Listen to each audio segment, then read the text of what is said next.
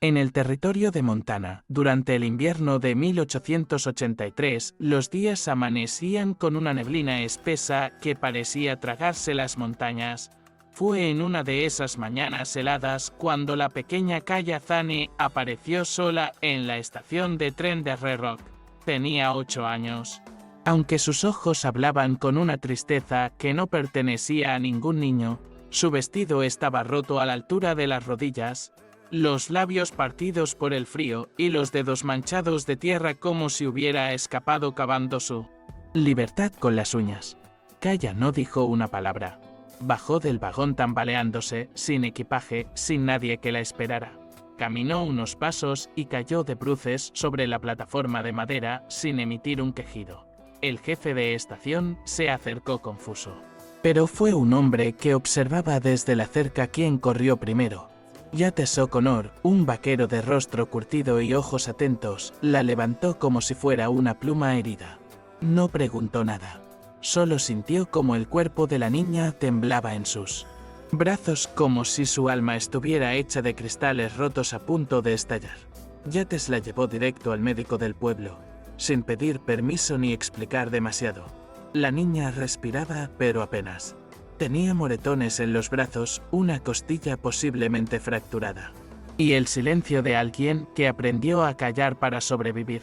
El doctor Keller la examinó con cuidado, sin hacer preguntas. Está desnutrida, pero se recuperará. Solo necesita tiempo, y alguien que no la devuelva a donde vino. Yates no se movió del lado de su cama esa noche. No sabía por qué, pero algo en esa niña lo había desarmado desde el primer instante. ¿Tú qué habrías hecho si una niña maltratada apareciera sola frente a ti? Déjalo en los comentarios. Comparte esta historia con alguien que necesita escucharla, o suscríbete para más relatos reales como este. Al amanecer, Kaya abrió los ojos por primera vez, miró a Yates con recelo, se cubrió con la manta y retrocedió todo lo que pudo en la camilla. No voy a hacerte daño, dijo él con voz tranquila. Ella no respondió, pero dejó de temblar por un instante. Cuando el médico le ofreció sopa caliente, ella la rechazó.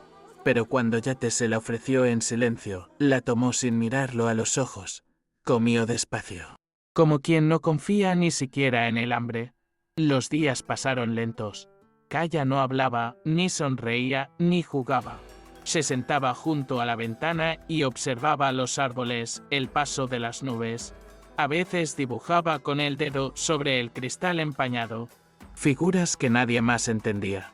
No quería que nadie más la tocara, ni siquiera el doctor. Pero a Yates lo dejaba acercarse, aunque nunca demasiado. Él no la presionaba. Simplemente aparecía cada día con una manzana, un libro o un silencio amable. Una tarde. Mientras la nieve cubría los tejados como un manto viejo, Kaya murmuró algo por primera vez: no quiero volver con él. La frase salió rota, casi imperceptible. Yates se inclinó, pero no preguntó nada. Solo dijo: no vas a volver. Te lo prometo. Esa noche Kaya durmió sin sobresaltos. Y al despertar, pidió más sopa. Fue en la segunda semana que empezó a caminar por el consultorio. Aún cojeaba, pero insistía en vestirse sola. Cuando Yates le trajo un abrigo de lana, ella lo aceptó con un leve movimiento de cabeza. Una tarde, mientras él le leía un cuento, ella se quedó dormida en el sillón, con la cabeza recostada en su pierna. Él no se movió por horas, temiendo que ese frágil momento de confianza se rompiera si respiraba muy fuerte. Kaya no recordaba cómo había llegado al tren. Solo que una noche su padre la había sacado a empujones de casa, gritándole que no servía para nada. Ya no eres mi problema, fueron sus últimas palabras antes de lanzarla al vagón, sin mirar atrás. Desde entonces, Kaya había viajado sola, escondiéndose entre pasajeros, bajando en la primera estación, donde nadie la conociera. Red Rock había sido un accidente, pero también su salvación. Yates habló con la maestra del pueblo, la señora Cartrite. Le pidió que le diera una oportunidad a la niña, aunque no tuviera papeles ni familia. ¿Necesita un lugar donde ser niña otra vez?, le dijo. La maestra accedió con cierta reserva. Kaya empezó a asistir a clases con otros niños. Al principio, Se sentaba en la esquina en silencio sin levantar la vista del cuaderno, pero escuchaba. Siempre escuchaba.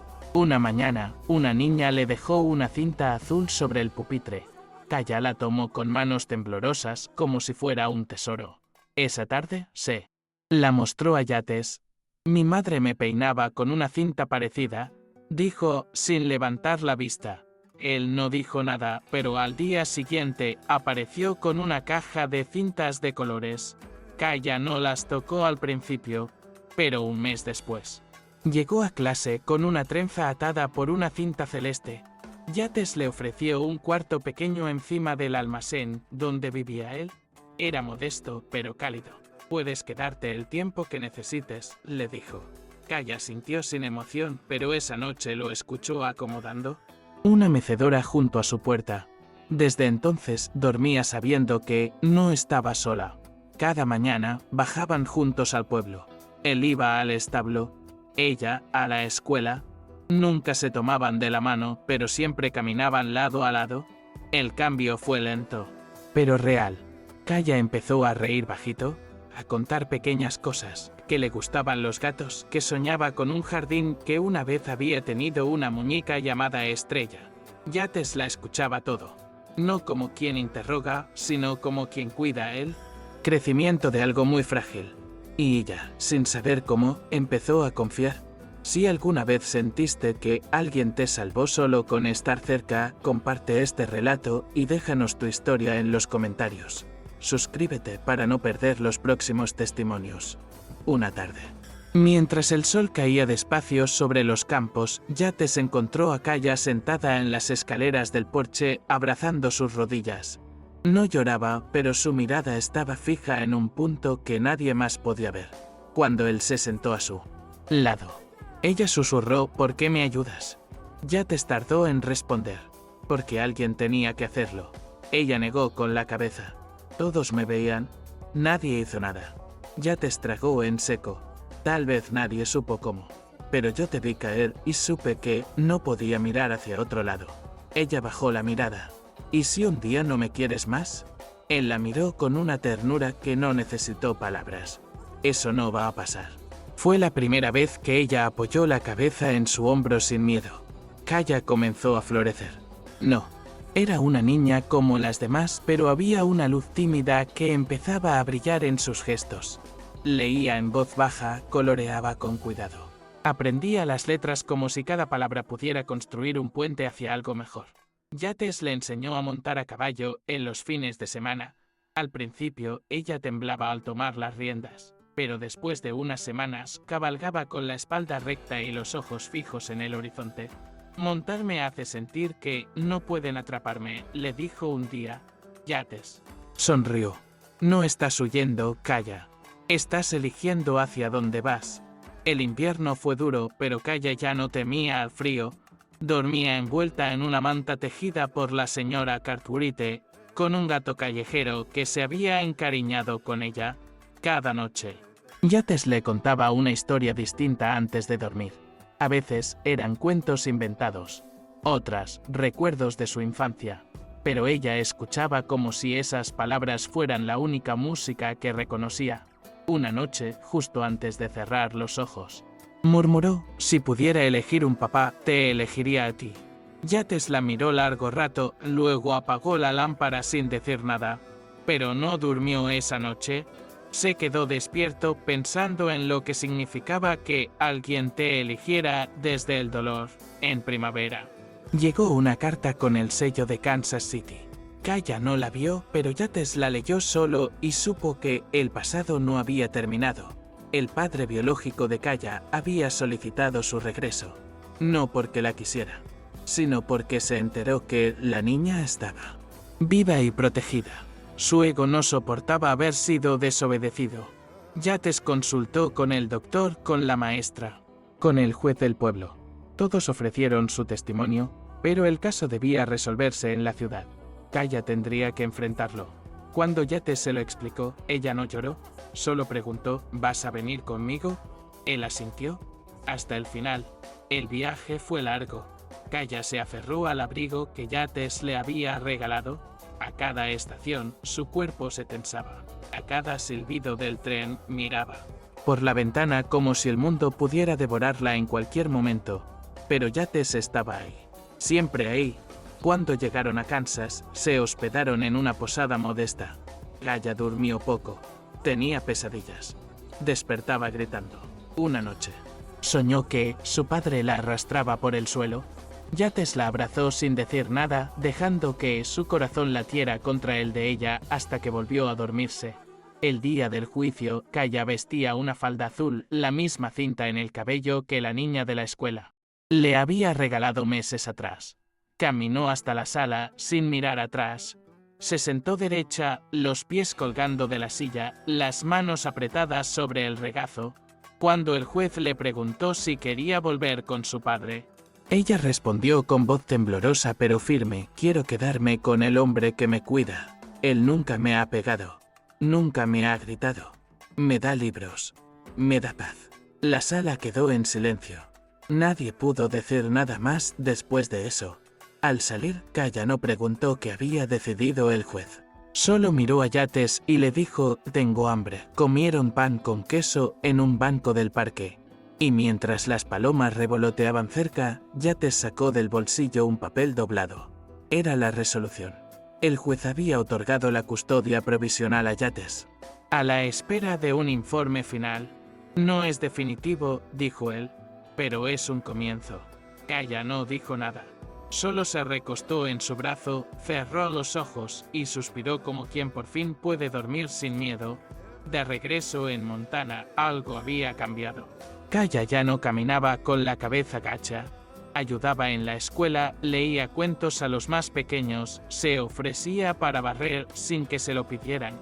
Yates le construyó una pequeña estantería para sus libros y ella la decoró con dibujos de flores y montañas. Cada día escribía una palabra nueva en una pizarra junto a la cama. Libertad, valentía, hogar, era su forma de asegurarse de que lo vivido no se desvaneciera, que lo bueno también podía quedarse. Un mes después, llegó la carta definitiva. El tribunal había aprobado la adopción. Yates sería oficialmente su tutor. Cuando él le entregó la carta, Kaya la sostuvo con manos temblorosas. No dijo nada durante un largo rato. Luego preguntó: ¿eso quiere decir que ya no pueden llevarme? Yates le respondió: ¿eso quiere decir que este es tu hogar para siempre? Ella sintió. Y esa noche le pidió a Yates que le leyera una historia como hacía tiempo atrás. Pero esta vez se sentó en su regazo y apoyó la cabeza en su pecho. Quiero oír tu voz, dijo, porque ahora sí es mía también, a veces. El dolor deja marcas que no desaparecen, pero también abre grietas por donde entra la luz. Kaya no olvidó lo que vivió. No lo necesitaba. Lo transformó en compasión, en fuerza, en amor. Yates tampoco olvidó, pero aprendió que ser padre no es cuestión de sangre, sino de presencia, de promesas que se cumplen sin necesidad de ser dichas, de manos que no sueltan. Y en esa cabaña, entre montañas y libros infantiles, floreció una vida que parecía imposible. Una niña que volvió a nacer, y un hombre que descubrió, sin buscarlo, lo que significa ser hogar. Con el paso del tiempo, la rutina se convirtió en algo sagrado para Kaya. Se despertaba con el olor del pan que Yates horneaba cada domingo. Alimentaba a las gallinas y salía a caminar por los senderos que bordeaban el arroyo. Allí, entre álamos y piedras húmedas, hablaba sola o recogía flores silvestres. Ya no temía estar sola porque había aprendido que soledad no era abandono. Era elección. Y esa elección ahora estaba en sus manos. A veces, escribía cartas sin destinatario. Otras las enterraba en un frasco junto al roble detrás de la cabaña. Para que el viento se lleve lo que duele, decía. Yates la observaba crecer con la paciencia de quien siembra algo sin esperar cosecha rápida. La ayudaba con las tareas, le enseñaba a tallar madera y a distinguir las estrellas en el cielo nocturno. Nunca le exigía nada, nunca la apuraba. Solo estaba ahí, constante, inmóvil en su promesa silenciosa. A veces pensaba en cómo había sido su vida antes de Kaya. Dura, pero sin sobresaltos. Desde que ella llegó, todo se había llenado de matices, de caos. Sí, pero también de sentido. Ella me enseñó a mirar diferente, solía decirle al Dr. Keller. Me enseñó a quedarme. El otoño llegó cubriendo los campos de tonos ocres.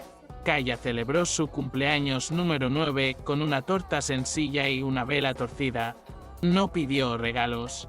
Solo pidió que Yates le leyera su cuento favorito, Al lado del fuego. Invitaron a la señora Cartrite, al doctor y al herrero. Todos llevaron algo, galletas, un libro usado, una bufanda tejida. Fue la primera vez que Kaya sopló una vela, sabiendo que desea que nunca me olviden, pensó. Y ese deseo, sin saberlo, ya había sido cumplido. Un día, Kaya preguntó si podía plantar un manzano en el jardín. Para verlo crecer conmigo, explicó. Yates sonrió y la llevó a elegir uno pequeño en el mercado del pueblo. Lo plantaron juntos, hundiendo las manos en la tierra húmeda. Tienes que hablarle todos los días, dijo él. Los árboles escuchan. Kaya cumplió esa promesa. Cada tarde, al volver de la escuela, se sentaba junto al manzano y le contaba lo que había aprendido. Era su confidente, su espejo silencioso, su raíz compartida con la tierra. Pero incluso las raíces tiemblan con el viento. Una tarde, un hombre forastero llegó al pueblo. Alto, elegante, con ojos fríos. Preguntó por Yates, preguntó por Kaya. Decía ser un primo lejano del padre. Biológico. Decía que la familia tenía derecho a saber. Yates lo enfrentó con la calma que solo da la convicción. Ella no necesita fantasmas del pasado, dijo. Y mucho menos a alguien que venga a desenterrar heridas. El forastero no insistió, pero esa noche, Kaya tuvo una pesadilla. Soñó que la arrancaban del jardín, que el manzano se marchitaba al instante.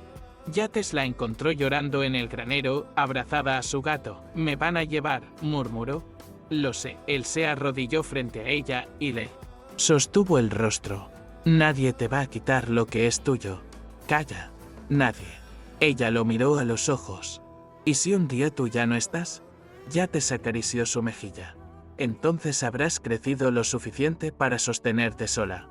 Pero hasta entonces, no me voy a ningún lado». Kaya asintió y por primera vez en semanas durmió profundamente. La noticia del forastero no tardó en extenderse.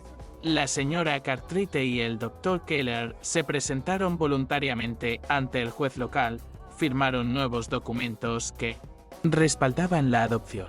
«No es solo legal, es humano», dijo el doctor. Ella no es solo una niña, es una historia que vale la pena proteger. La comunidad entera se unió, hasta el herrero escribió una carta, diciendo que Kaya era la niña con la sonrisa más valiente que he visto. Así, lo que empezó como un gesto solitario, se transformó en una red de afectos. El invierno volvió, esta vez más benigno. Kaya ya no era la niña que se escondía tras las cortinas. Ahora lideraba juegos en la escuela, organizaba lecturas para los más pequeños y decoraba la cabaña con dibujos que colgaban de hilos como banderas de papel. Yates le construyó una silla especial junto al fuego, donde ella se sentaba a escribir en su cuaderno azul. «Estoy escribiendo mi historia», decía, «para que nadie más la cuente por mí». Una mañana, mientras recogían leña, Kaya miró a Yates y preguntó: «¿Alguna vez quisiste tener una hija?» Él la miró sorprendido. «Nunca lo pensé, pero ahora no puedo imaginar mi vida sin ti». Ella sonrió. «Entonces, ya no somos dos, somos uno». Sin decir nada más, se acercó y le tomó la mano. Caminaron así, en silencio, entre la nieve recién caída, dejando un solo rastro de huellas que se fundían en una sola línea, como si todo lo anterior del dolor, el miedo, el abandono, hubiera quedado definitivamente atrás. Cuando floreció el manzano al año siguiente, Kaya colgó de sus ramas pequeñas notas de papel. Cada una tenía una palabra: hogar, libertad, gracias. Papá las dejó bailar con el viento como si soltara pedacitos de su alma para que el mundo supiera que había sobrevivido, que estaba viva, que por fin era feliz. y Yates observando desde el porche. Supo en ese instante que su vida había valido la pena, porque había salvado a una niña, y porque, sin buscarlo, esa niña también lo había salvado a él. Esa primavera fue distinta. El aire olía a esperanza. Kaya cumplió 10 años y quiso celebrar con una merienda junto al arroyo. Invitó a todos. Los que la habían acompañado en su camino, la señora Cartrite, el doctor Keller, el herrero y hasta el anciano del molino que una vez le dio una flor seca. Llevaban canastas con pan, mermelada y historias. Yates preparó un mantel sobre la hierba. Kaya se sentó en el centro con la trenza recogida por la cinta azul. Rió como nunca. Yates la miró desde la sombra de un árbol y pensó que esa risa era el sonido más valioso que había escuchado en toda su vida. Al terminar la merienda, Kaya se puso de pie y pidió decir unas palabras. Nadie lo esperaba. Tomó aire. Con las mejillas encendidas por la emoción, «Gracias por no haberme devuelto al silencio», dijo, «por haberme escuchado cuando no tenía voz, por darme un hogar cuando ya no creía en ninguno». Hubo un silencio reverente. Luego, aplausos tímidos, sinceros. La señora Cartrite lloraba sin ocultarlo. Yates tenía la mirada fija en el arroyo como si allí flotaran las palabras que nunca supo decir, pero que ahora ya no hacían falta. Los días siguientes transcurrieron con una paz nueva. Kaya siguió creciendo, no solo en estatura, sino en fuerza. Empezó a escribir cuentos sobre niñas que escapaban de bosques oscuros y encontraban luz entre la maleza.